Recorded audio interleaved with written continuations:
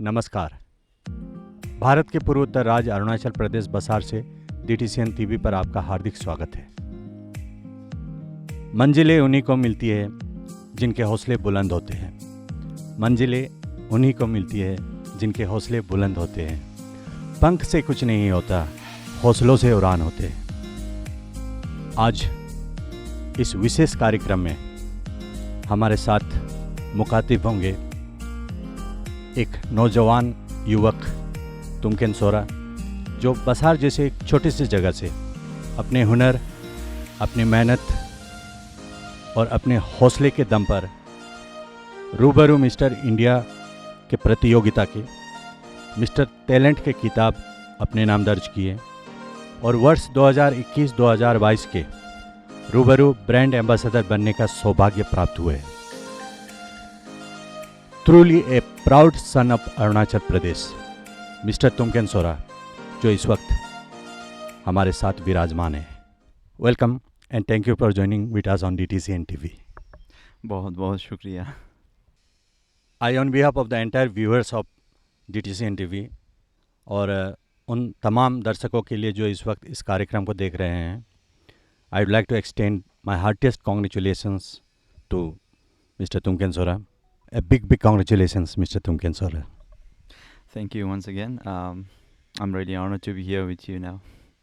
सबसे पहले मेरा सवाल आपसे ये रहेगा कि ये जो प्रतियोगिता है रूबरू मिस्टर इंडिया के जो कंटेस्ट है, इसके बारे में हमारे दर्शकों को आप ज़रा विस्तार से समझाइए और जो उपलब्धि आपने हासिल किए हैं इस प्रतियोगिता में, उन उपलब्धियों के बारे में ज़रा बताइए हमें।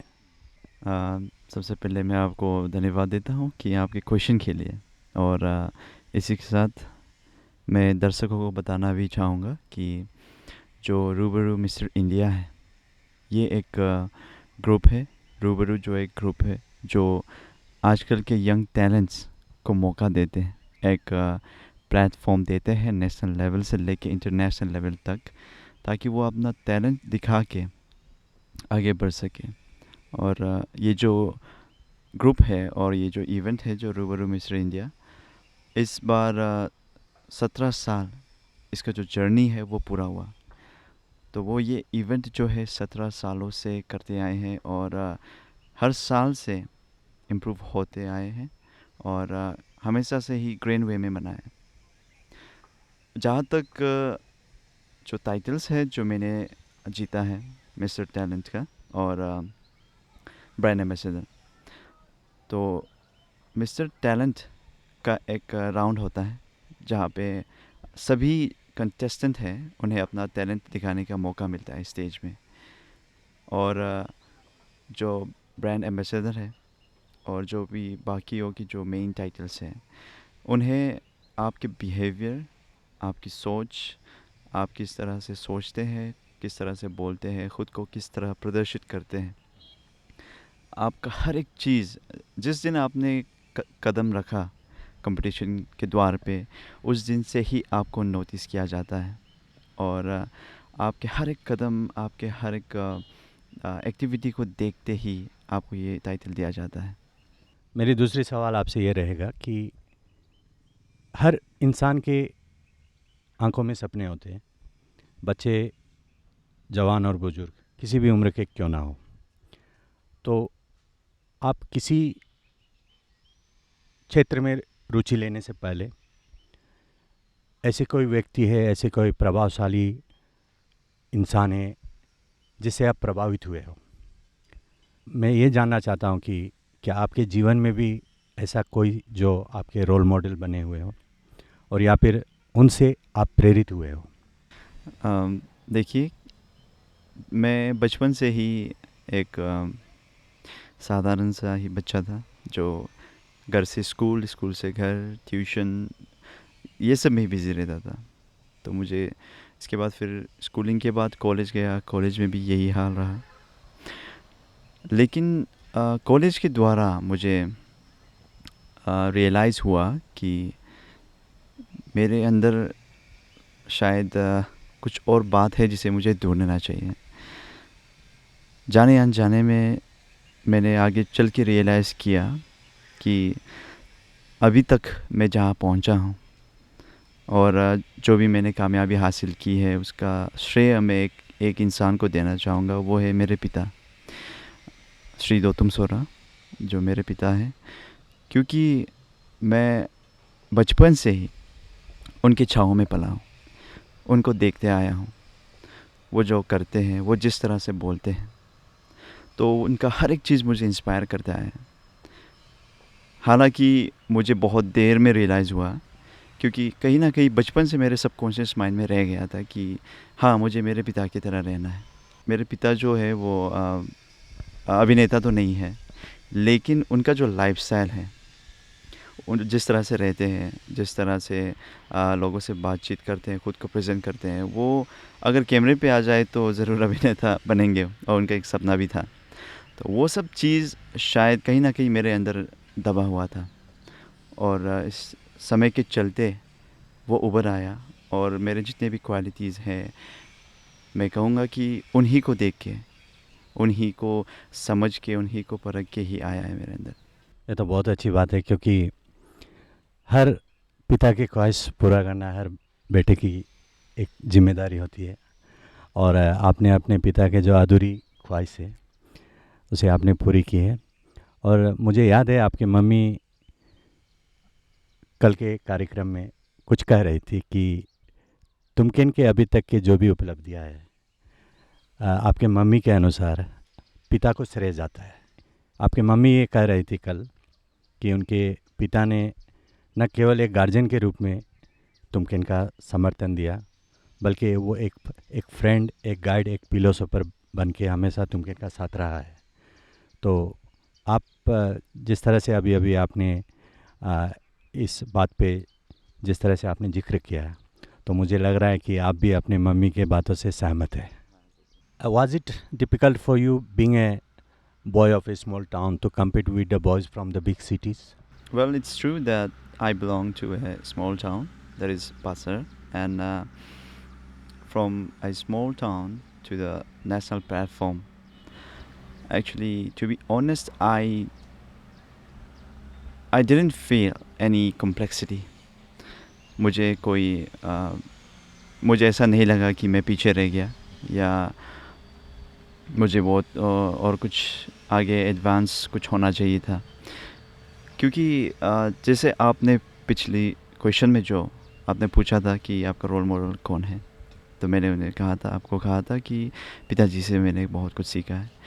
तो मुझे लगता है वो पॉइंट जो यहाँ भी लागू होगा, क्योंकि बचपन से ही भले ही मैं छोटे शहर का हूँ, लेकिन जिस ढंग से मैं रहा, जिस ढंग से पिताजी ने मेरा जो उन्होंने मुझे संस्कार दिए, उन्होंने जिस तरह से मुझे पाला पोसा, तो मुझे एक मेंटालिटी जो मेरा है वो रह गया कि आप चाहे छोटा हो या बड़ा हो, इट डजंट मैटर।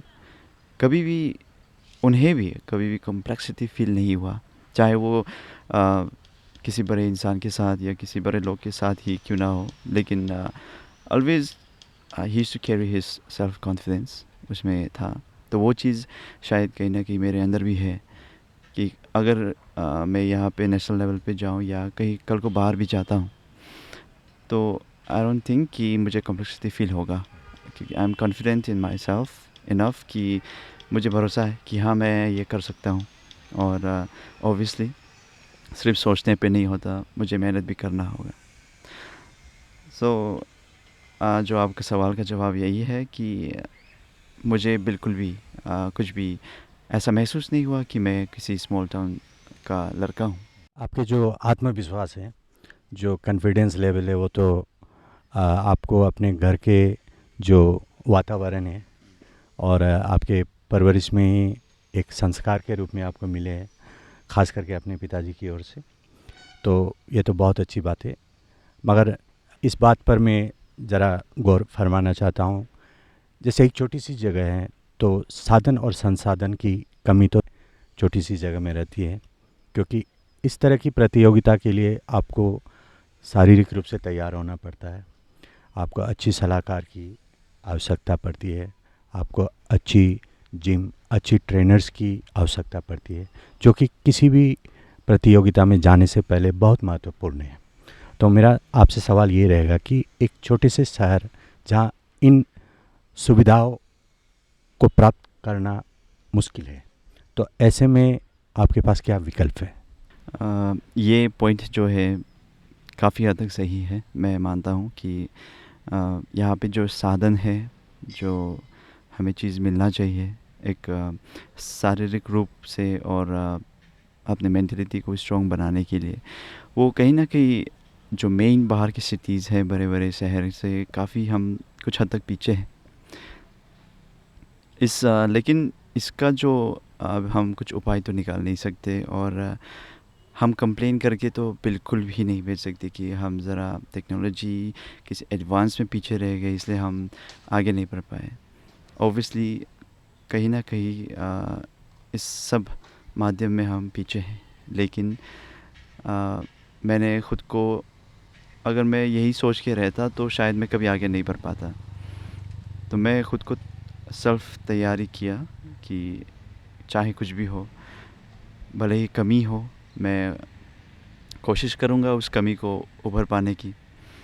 कहीं मैं पीछा हूँ तो मैं कोशिश करूँगा कि उस चीज़ में आगे बढ़ने की, ताकि कल को कोई मेरे पास कोई एक्सक्यूज़ देने को ना हो कि चलो मान लो साधन कम था लेकिन जो मेरे बस में था मैंने वो तो किया, मेरे पार्ट में जो था मैंने अपनी तरफ से कोई कमी नहीं छोड़ी। और वो चीज़ जो है मुझे दिल को सुकून देता है कि कल को मैं ये ना सोचूं कि मैंने अपना 100% नहीं दिया। अपनी वीडियो के शुरुआत में जो मैंने बात कही थी, हौसले वाली बात, इसी बात से दर्शाते हैं कि हमारे तुमकेन सोरा में जो जोश है, जो हौसले हैं, उनके पास बहुत साधनों की कमी थी, फिर भी अपने हुनर, अपने हौसले और अपने मेहनत के बदौलत वो आज इस मुकाम तक पहुँचे हैं। तो उसके लिए हम फिर एक बार अपने दिल की गहराइयों से तुमकेन सोरा को बहुत बहुत बधाई देना चाहता हूँ। और मेरी दूसरी सवाल आपसे ये रहेंगे, आप अपने आप को शारीरिक रूप से और मानसिक रूप से कैसे फिट रखते हैं, और आप अपने सेहत के लिए किस तरह की एक्सरसाइज करते हैं और किस तरह की डाइट आप मेंटेन करते हैं? इंसान को अगर सच में कुछ करना है तो ये दो चीज़ें बहुत मायने रखती है। एक तो आपको मेंटली फिट रिलैक्स रहना होगा और साथ ही साथ फिज़िकल को भी आपको मेंटेन करना होगा। लोग अक्सर ये गलत फहमी में रहते हैं कि अगर मॉडल बनना है जिम जाओ अच्छी बॉडी बन जाएगी, लेकिन वो बस one of the main part है जिम जाना सिर्फ। लेकिन जिम जाने से भी नहीं होगा, आपको बाकी चीज़ों में भी ध्यान रखना पड़ेगा। अल्कोहल या धूम्रपान कुछ भी, ये सब का इस्तेमाल तो मैं बिल्कुल नहीं करता हूँ। अच्छी चीज़ें खाओ। लोग अक्सर कहते हैं कि मोटे लोग ये कहते हैं कि मुझे पतला होना है तो मैं खाना ही छोड़ दूँगा। ऐसा नहीं होता, आपको सही खाना है। आप ज़्यादा खाओ लेकिन सही खाओ, मतलब आपको अपने जो डाइट है उसमें कम खाने की ज़रूरत नहीं है। आपको बस जो सिलेक्शन ऑफ फूड है आपका वो अच्छा होना है। आपकी डाइट में फ्रूट्स, ओट्स वगैरह रहना है। फैट्स वगैरह को जितना हो सके कम लो, क्योंकि अगर आप सही खाना खा रहे हो, एक्सरसाइज कर रहे हो, फिर भी आप स्ट्रीट फूड में ज़्यादा इन्वेस्ट कर रहे हो तो ऑब्वियसली आपका जो मेहनत है वो बेकार चला जाएगा। और मेंटली हेल्थ के लिए मैं मेडिटेशन करता हूँ हर सुबह 5 से 10 मिनट मिनिमम। तो इससे क्या होता है कि आपको शुरुआत में ज़रूर बोरिंग लगेगा, लेकिन लॉन्ग रन में भले ही आपका दिन, आपका जो आप सोचते हो, आप जो काम फ्यूचर में भी आपका ये जो बहुत काम आएगा। अगर आप मेंटलिटी आपका जो है स्टेबल रहेगा, खुद को आप मेंटलिटी फिट रख सकते हो, तो आपके फ्यूचर में भी आई एम श्योर बहुत बहुत हेल्प करेगा। इसी तरह से मैं कोशिश करता हूँ कि सिर्फ जिम में ही टाइम स्पेंड ना करूँ, बल्कि जिम के साथ साथ अपने फिज़िकल एक्टिविटी के साथ साथ मेंटली भी फिट रहूँ। और मैं दर्शकों और सारे यंगस्टर को भी यही एडवाइस देना चाहूँगा, आप मेंटली और फिज़िकल दोनों में फ़िट रहने की कोशिश करें।